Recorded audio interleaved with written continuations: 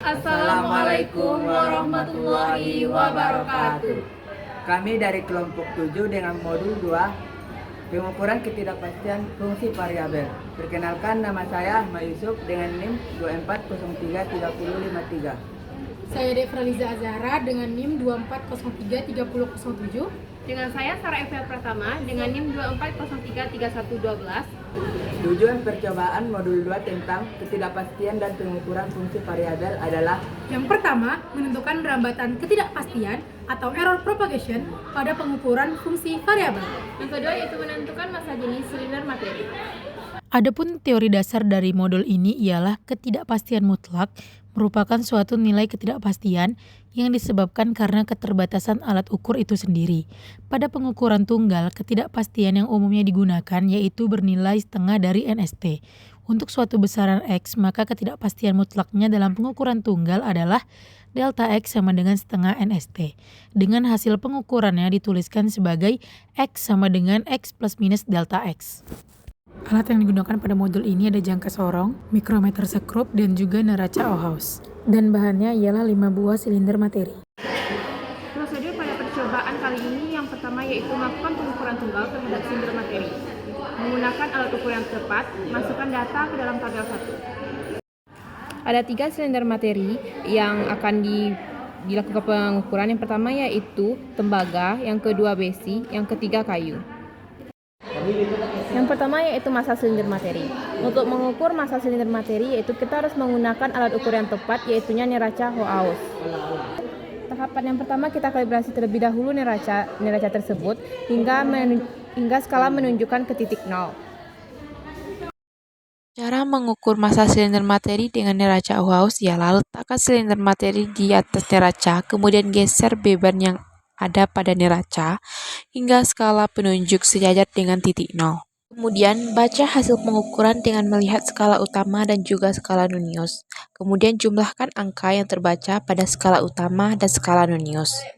Berikut adalah hasil ukur massa tembaga, hasil ukur massa besi, hasil ukur massa kayu. Selanjutnya kita akan mengukur diameter silinder materi dengan menggunakan alat ukur yaitu mikrometer sekrup. Sebelum melakukan pengukuran diameter, maka kita harus terlebih dahulu mengkalibrasi mikrometer sekrup yang akan digunakan. Nah, cara mengkalibrasi mikrometer sekrup yang pertama, kita putar mikrometer sekrupnya sampai tuasnya ini mentok ke sini. Nah, selanjutnya kita lihat di sini skalanya menunjukkan angka 40, di mana 40 ini berarti butuh 10 skala lagi menuju 0. Sehingga pada hasil pengukuran yang kita baca nanti harus ditambahkan 10. Cara mengukur diameter silinder materi ialah dengan menjepit silinder materi pada mikrometer sekrup dengan posisi seperti di video. Kemudian putar tuas skala nonius sampai tuas tidak bisa diputar lagi. Kemudian baca hasil pengukuran mikrometer sekrup dengan rumus hasil ukur sama dengan skala utama ditambahkan dengan hasil penjumlahan skala nonius ditambahkan kalibrasi dibagi 100. Berikut adalah hasil ukur diameter tembaga, hasil ukur diameter besi, hasil ukur diameter kayu. ukuran selanjutnya adalah yaitu jangka sorong. Cara mengkalibrasi jangka sorong adalah dengan mendorong rahang geser sehingga menyentuh rahang tetap untuk memastikan nilai skala utama itu nilai 0 dan berempit skala yang juga bernilai 0. Mengukur panjang silinder materi di jangka sorong ialah jepit silinder materi di jangka sorong, kemudian putar tuas pengunci agar jangka sorong pengukurannya itu tidak bergeser-geser. Mendapatkan hasil pengukuran panjang silinder materi menggunakan jangka sorong ialah jumlah ukur skala utama tambah skala berhimpit per skala nonius. Berikut adalah hasil ukur panjang tembaga, hasil ukur panjang besi, hasil ukur panjang kayu. Prosedur percobaan yang kedua adalah lakukan pengukuran tunggal terhadap panjang dan diameter silinder materi untuk menentukan volume silinder materi beserta ketidakpastiannya dan catat hasilnya pada tabel pertama. Silinder yang digunakan pada langkah prosedur kedua yaitu yang pertama adalah kayu.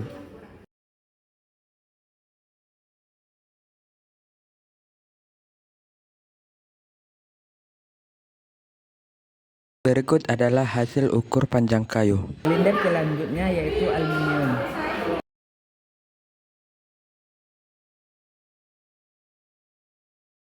Hasil ukur panjang aluminium.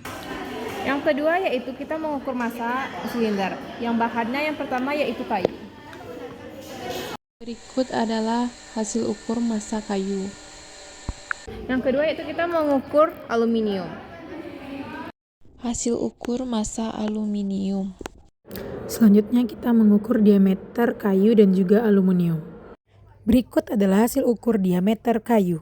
Hasil ukur diameter aluminium. Prosedur percobaan yang ketiga yaitu mengulangi langkah 1 dan 2 tetapi dengan pengukuran yang bervariasi.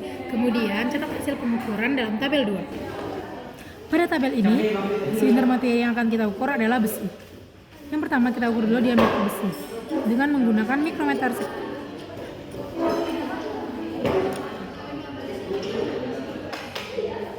Berikut adalah hasil pengukuran berulang diameter besi.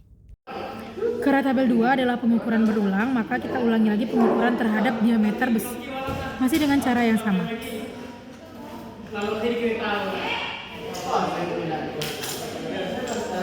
Berikut adalah hasil pengukuran berulang diameter besi.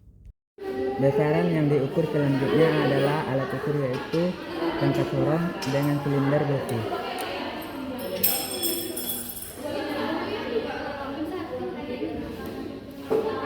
Berikut adalah hasil pengukuran berulang panjang besi.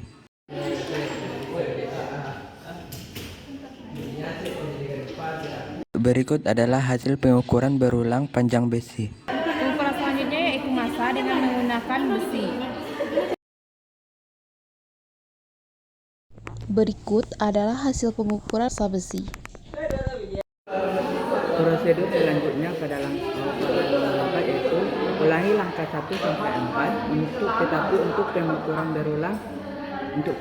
berulang dan dimasukkan ke dalam tabel 3. Besaran yang diukur pada tabel ketiga yaitu alat ukur jangka sorong. Berikut adalah hasil pengukuran berulang panjang kuningan. Selanjutnya kita mengukur pada data kedua dengan silinder yang sama. Berikut adalah hasil pengukuran berulang panjang kuningan. Ukur diameter dari kuningan dengan menggunakan mikrometer.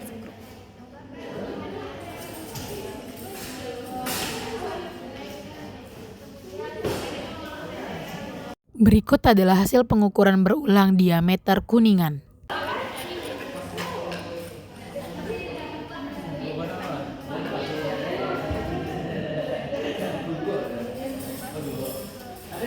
Kita ambil data kedua, yaitu Berikut adalah hasil pengukuran berulang diameter kuningan.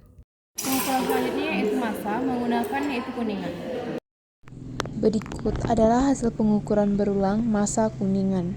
Sama dengan menggunakan kuningan, sama seperti yang tadi. Karena ini pengukuran berulang, maka akan kita ulang pengukuran tersebut. Berikut adalah hasil pengukuran berulang massa kuningan.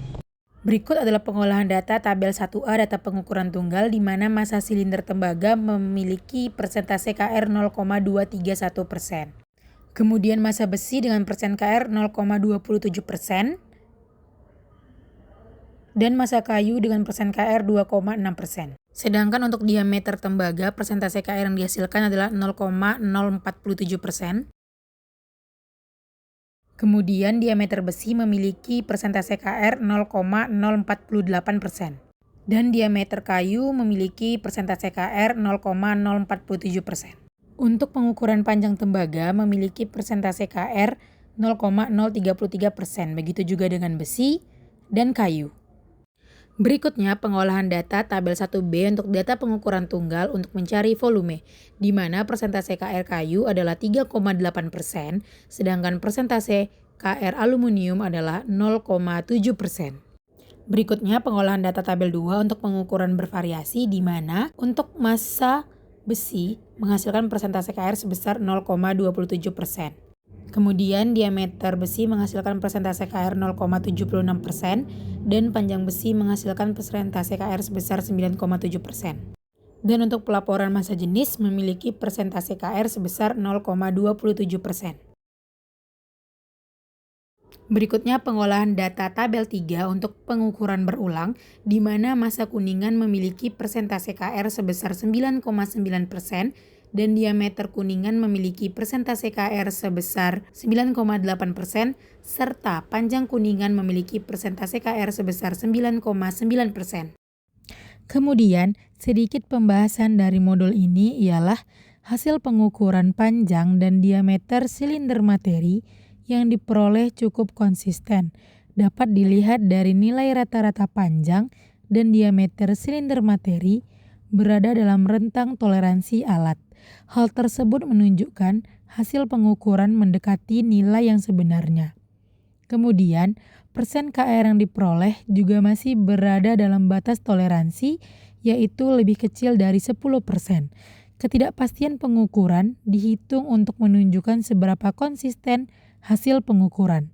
Beberapa variasi yang terjadi dapat disebabkan oleh ketelitian pembacaan, hasil pembacaan oleh praktikan, ataupun ketelitian alat itu sendiri. Hasil pengukuran massa jenis menunjukkan bahwa nilai yang diperoleh untuk setiap silinder materi mendekati nilai teoritisnya. Massa jenis kayu lebih rendah dibandingkan massa jenis tembaga dan besi, sesuai dengan teori bahwa kayu memiliki densitas lebih kecil karena struktur porinya. Nilai persen KR yang kecil juga menunjukkan bahwa pengukuran yang dilakukan cukup akurat. Dan kesimpulan dari modul ini ialah yang pertama, rambatan ketidakpastian digunakan untuk menghitung seberapa besar kesalahan pengukuran dan pengaruhnya terhadap hasil akhir pengukuran. Hal ini juga menunjukkan seberapa akurat hasil pengukuran yang telah dilakukan. Yang kedua, massa jenis materi ditentukan dengan menghitung perbandingan antara massa silinder materi dengan volumenya, sedangkan volume didapatkan dari diameter dan juga panjang silinder materi. Hal ini menunjukkan sifat silinder materi dan mempertimbangkan kesalahan pengukuran untuk memastikan keakuratan hasil pengukuran yang telah dilakukan. Sekian dari video percobaan dari kelompok 7 dengan modul pengukuran ketidakpastian fungsi variabel. Kami tutup dengan Assalamualaikum warahmatullahi wabarakatuh.